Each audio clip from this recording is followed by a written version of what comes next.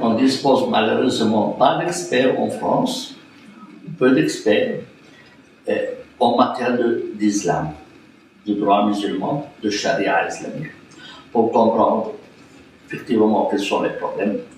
À supposer qu'il y ait des experts de droit musulman en France, faut-il encore qu'il ait le courage de dire les choses. Moi, je ne suis pas sûr qu'une faculté de droit en France permettrait à un professeur de nommer les choses par leur nom. Il risque d'avoir des plaintes à ne plus finir contre la faculté de droit. Et le doyen va se dire, écoutez, moi, je ne vais pas avoir de problème. Mettez de l'eau dans votre vin, déliez les choses. Donc on est totalement démunis devant cette situation. Alors, qui reste? L'Église catholique ou protestante, ou même juive, la communauté juive, est-ce qu'ils sont en mesure de faire front? Il n'y a pas.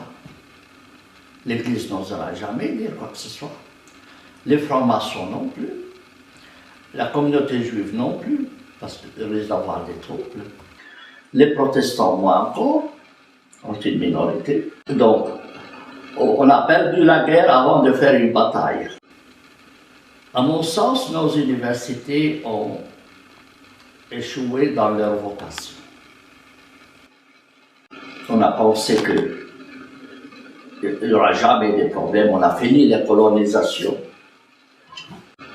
On a amené quelques Français, quelques musulmans en France pour construire la voiture Renault ou autre. On a ouvert la porte à des communautés musulmanes. Et puis on a pensé qu'ils vont finir par s'intégrer ou après avoir fini la construction, ils vont rentrer chez eux.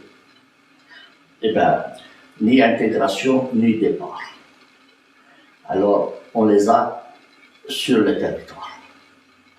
Alors, avant, c'est la France qui colonisait l'Algérie, maintenant, c'est les Algériens qui colonisent la France, pour ainsi dire. S'il était intégré, ou les Marocains ou autres, j'ai rien contre, c'est déjà adorable. Mais est-ce qu'on accepte que ces musulmans transfèrent en France leur conception, ce qu'ils ne peuvent même pas faire dans leur pays, ils viennent faire en France, exiger, faire des revendications et demain demander par exemple l'application de la charia. Qu'est-ce qu'on peut accepter, qu'est-ce qu'on ne peut pas accepter? Alors il y a certains qui disent, ouais, si les mouvements s'il y a des Français musulmans partent en Irak et en Syrie, c'est à cause de l'islamophobie régnante en France. D'accord? Mais alors, ça veut dire quoi? Ils ne veulent pas qu'on soit islamophobe. D'accord? On doit faire quoi, en fait, pour les empêcher de partir?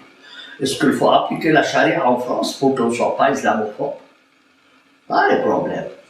Est-ce qu'il faut vraiment accepter toutes leurs caprices et toutes leurs revendications et après on n'est plus islamophobe? Est-ce que tout ce qu'ils veulent, vous voulez quoi? Vous voulez 4 femmes? 4 femmes, bien. Vous voulez tuer celui qui change de religion? Tuez-le.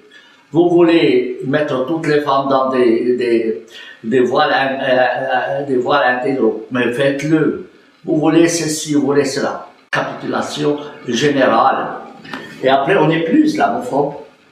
Et en fait, c'est une déclaration d'une incompétence à traiter les racines du problème. Ce n'est pas possible. Un journaliste ne peut pas se mettre à critiquer l'islam. Il ne peut pas. Donc on est vraiment dans un cercle vicieux, une impasse totale, que ce soit en Occident, que ce soit dans les pays musulmans. Alors, à mon sens, comprenons le système de la pensée musulmane, puisque je l'enseigne, c'est que un arbre n'est pas coupé par les branches, mais coupé par les racines. On déracine un arbre, c'est par les racines.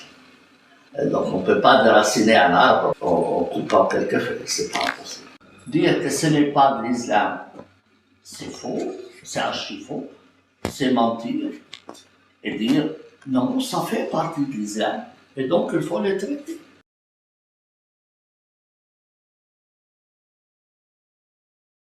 Il faut qu'on puisse informer toute cette jeunesse musulmane, et la jeunesse aussi non musulmane, que l'islam comporte un danger dans la société et dire on doit consister ce danger. Nos universités doivent former des gens maintenant qui soient capables de diagnostiquer et de traiter les choses. On ne peut pas se permettre d'avoir un ennemi interne. On dit en arabe, vaut mieux avoir 1000 ennemis à l'extérieur de la maison qu'un seul dans la maison. Et avoir le courage d'appeler un chat et de cesser de mentir.